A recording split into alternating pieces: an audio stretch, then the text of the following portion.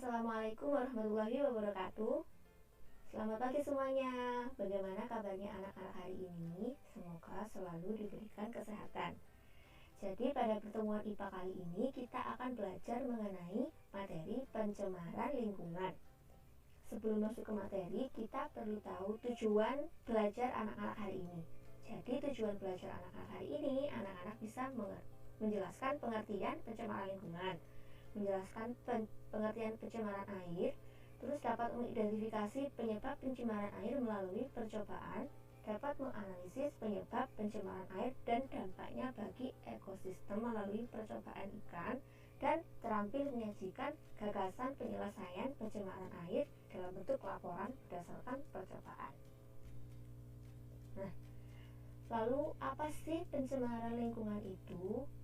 Kita akan mengidentifikasi dari kedua gambar yang akan Ibu tampilkan. Ini adalah gambar A dan ini adalah gambar B. Nah, kalian sudah mengamati kedua gambar A dan kedua gambar B ini di Google Classroom. Jadi bagaimana tanggapan kalian? Kalian bisa mengamati dari yang tampak. Gambar A terlihat suasana alam yang masih hijau, masih asri.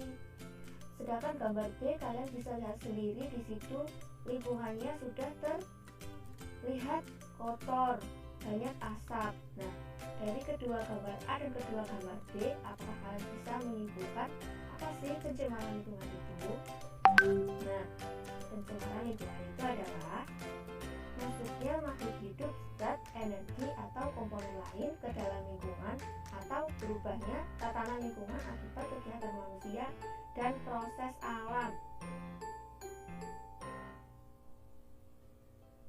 Dan ini pencemaran lingkungan akan menyebabkan kualitas lingkungan itu menurun. Kualitas lingkungan menurun itu seperti apa? Jadi kualitas lingkungan, kualitas udaranya menurun, kualitas tanahnya menurun, kualitas airnya menurun. Nah, ini nanti lingkungannya akan rusak dan tidak akan bisa berfungsi seperti biasanya. Nah, kira-kira ada berapa ya macam-macam pencemaran lingkungan itu? Ada berapa? Ada 3. Jadi yang pertama bisa dilihat di gambar pencemaran air, lalu ada pencemaran udara, dan ada pencemaran tanah. Pencemaran air, mari kita lihat kedua gambar ini. Nah, amati kedua gambar di atas, berikan tanggapan kalian.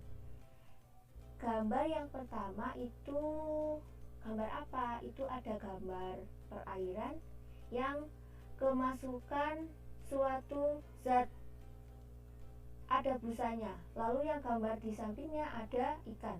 Kira-kira apa dari kedua gambar ini memiliki keterhubungan? Apakah air yang terkena cairan hitam ini bisa menyebabkan ikan-ikan mati? Nah, untuk itu kita perlu belajar mengenai pencemaran air. Apa sih pencemaran air itu? Lalu faktornya apa saja? Dan dampaknya apa saja? Dan cara menanggulanginya bagaimana? Nah, kita masuk ke materi pencemaran air. Pencemaran air adalah peristiwa masuknya zat atau komponen lain ke dalam lingkungan perairan. Zat atau komponen lain ini zat yang bersifat polutan. Nah, ini menyebabkan kualitas atau mutu air tersebut terganggu. Kualitas mutu air tersebut terganggu dilihat dari mana? Biasanya dilihat dari menurunnya kadar oksigen di air. Nah, zat-zat komponen, zat polutan atau zat komponen lain yang masuk ke lingkungan perairan, contohnya seperti apa ya Bu? Contohnya seperti kayak sampah-sampah, terus kayak zat-zat busa, zat-zat limbah akibat deterjen, ada busanya. Terus juga ada zat limbah rumah tangga, zat limbah dari pabrik seperti itu. Atau juga bisa dari tumpahan minyak di laut. Nah, apa sih faktor penyebab dari pencemaran air? Bisa kita lihat. Pertama, itu ada gambar orang yang membuang limbah rumah tangga di sungai. Dia membuang sampah ke perairan dan itu dapat menyebabkan pencemaran air. Lalu ini ada saluran pembuangan dari rumah tangga langsung dimasukkan ke sungai. Nah, saluran limbah rumah tangga ini bisa dari hasil cucian dari rumah, lalu juga ada dari WC. Nah, itu kalau terus-menerus dibuang ke sungai, maka sungainya akan tercemar. Nah, kalau ini dari pabrik, jadi itu terlihat perairannya sudah ada busa-busa putih. Nah, itu berasal dari pabrik. Nah, kalau yang ini dari petani. Jadi di sawah itu petani menggunakan pestisida yang dari pabrik secara berlebihan. Nah, pestisidanya itu akan bisa mengalir dari sistem irigasi sawah menuju ke sungai. Kalau di sungai sudah banyak sekali pestisida dari pabrik tersebut, maka hal ini dapat menyebabkan sungai tercemar dan ini dapat mengganggu ekosistem di sungai. Nah, apa sih dampak dari pencemaran air? Nah, pertama, bisa mematikan ikan. Kalau mematikan ikan berarti dia dapat mematikan ekosistem di sungai. Nah, yang kedua, ini ada gatal-gatal. Jadi dapat mengganggu kesehatan. Selain menyebabkan gatal-gatal juga bisa menyebabkan sakit perut, terus juga dapat menyebabkan tipus, seperti itu. Nah, kalau yang ini berarti dampaknya bagi pemandangan. Bisa kita lihat pemandangan dari sungai yang tercemar itu kan sangat tidak enak dipandang. Nah, kalau yang ini salah satu dampak lainnya yaitu dapat mengganggu atau merusak atau menurunkan kualitas air tanah. Jadi air dari tanah, air sumur itu bisa tercemar karena pencemaran air. Jadi kita tidak bisa menggunakannya untuk minum, tidak bisa menggunakannya untuk mandi karena tercemar. Nah, bagaimana sih cara menanggulanginya? Untuk itu, kalian di sini akan Ibu tugaskan mengerjakan tugas LKPD. Nah, ini adalah tugas LKPD-nya akan Ibu jelaskan. Yang pertama, kalian disuruh mengamati kedua gambar. Kedua gambarnya sudah Ibu singgung tadi di awal, jadi kalian tugasnya adalah menjelaskan perbedaan dari kedua gambar di atas. Jadi kalian yang bisa diamati, gambar A itu kalian melihat apa? Kalian melihat pohon-pohonnya masih hijau, bla bla bla bla gitu. Untuk gambar B kalian juga langsung tulis saja apa yang bisa kalian amati. Terus jelaskan apa yang dapat kamu simpulkan. Nah, gambar mana yang mengalami pencemaran lingkungan? Nah, jadi nomor 2 kalian menyimpulkan gambar mana yang mengalami pencemaran lingkungan.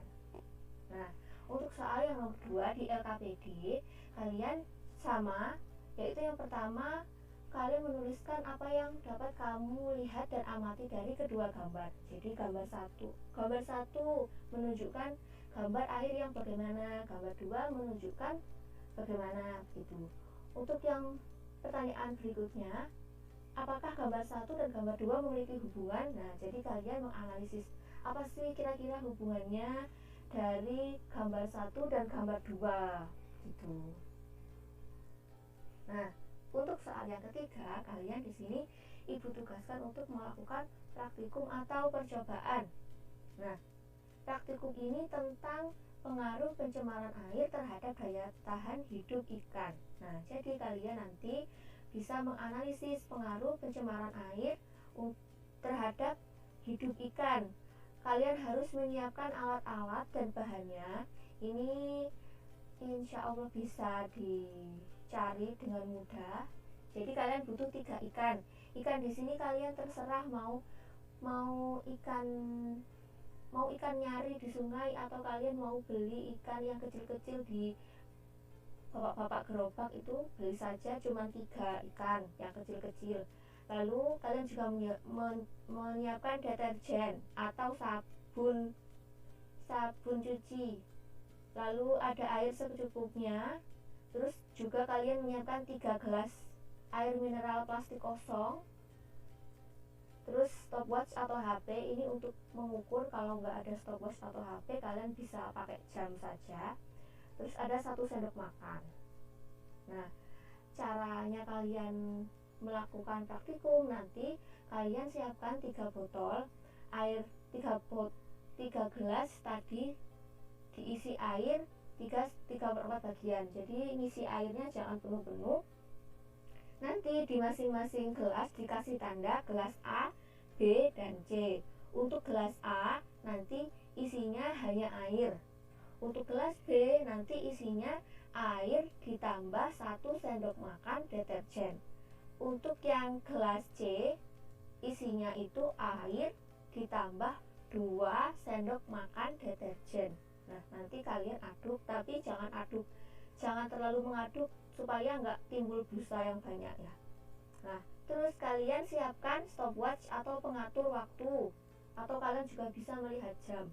Nah, jadi nanti saat kalian memasukkan ikan itu juga bebarengan kalian memencet stopwatch atau kalian mengukur waktunya. Nah, jangan lupa untuk mengamati pergerakan ikan di awal kalian memasukkan. Nah, jadi 3 gelas tadi kalian masukkan ikan satu. Nah, kalian amati pergerakan ikan di awal. Lalu setelah 1 menit kalian juga amati lagi pergerakan ikannya seperti apa. Apakah ikannya masih bergerak lincah atau ikannya sudah mulai tidak bergerak. Terus setelah 2 menit kalian juga mengamati lagi. Jadi kalian mengamatinya selama 3 kali. Pertama saat kalian pertama kali memasukkan, yang kedua saat setelah 1 menit, dan yang ketiga setelah 2 menit.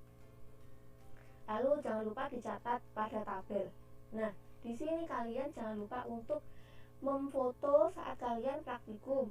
Jadi tadi saat pertama kalian jangan lupa memfoto alat dan bahannya. Yang kedua, jangan lupa memfoto saat kalian melakukan percobaan. Ini kalian bisa minta tolong ke orang tua atau saudara atau teman kalian. Terus juga jangan lupa untuk memfoto ikan saat di dalam 3 gelas. Jadi foto bukti data pengamatan kalian. Jadi nanti ada 3 foto. Tapi kalau kalian mau lebih fotonya nggak apa-apa. Nah, ini tabelnya ya. Jadi ada 3 gelas. Nanti kalian dapat pas gelas A pergerakan awalnya bagaimana, gelas B pergerakan awal bagaimana, gelas C pergerakan awal bagaimana, seterusnya. Nah, lalu kalian menjawab pertanyaan yang A. Apakah ada perbedaan kondisi pergerakan ikan pada ketiga gelas? Apakah ada perbedaan? Kalau ada ditulis ada perbedaan. Lalu bagaimana perbedaannya? Itu ditulis. Terus apakah lama waktu ikan dalam air deterjen mempengaruhi kondisi ikan? Apakah lama waktu? Jadi kalian lihat dari pergerakan setelah 1 menit dan 2 menit, apakah ada perbedaan? Nah, itu ditulis. Lalu dijelaskan juga bagaimana perbedaannya. Terus apakah perbedaan jumlah deterjen pada air mempengaruhi kondisi ikan? Jadi kalian lihat dari jumlah deterjen. Berarti kalian lihat dari gelas A, B, dan C. Itu apakah ada perbedaan? Apakah semakin banyak jumlah deterjen itu pergerakan ikannya apakah semakin gimana, atau ikannya malah semakin mati, atau bagaimana? Nanti kalian jelaskan dan kalian cari kenapa kok kayak gitu. Yang B juga nanti kalian cari kenapa kok kayak gitu ya. Dari buku, bisa juga dari internet. Yang D, adanya deterjen pada air yang menyebabkan kondisi ikan terganggu. Hal ini mengindikasikan bahwa deterjen itu termasuk zat titik-titik. Kalian isi zat apa, terus dapat menyebabkan titik-titik apa. Sudah, setelah itu kalian menulis kesimpulan. Kalian tinggal menuliskan jawabannya. Pencemaran lingkungan adalah apa, pencemaran air adalah apa, sampai upaya untuk mengatasi pencemaran air. Menurut kalian, upayanya itu seperti apa? Nanti kalian tulis. Nah, pengerjaan LKPD-nya sudah selesai. Ini LKPD-nya waktu pengerjaannya 1 minggu sampai hari Rabu malam. Jadi jangan lupa untuk dikerjakan. Kalau ada yang masih kurang jelas, kalian bisa menanyakannya melalui WhatsApp group atau bisa langsung pribadi WhatsApp ke ibu atau tanya di Google Classroom. Anak-anak semuanya selamat mengerjakan. Jangan lupa jaga kesehatan selalu. Semoga ilmu yang kita pelajari bisa bermanfaat. Dan sudah cukup sekian. Wassalamualaikum warahmatullahi wabarakatuh.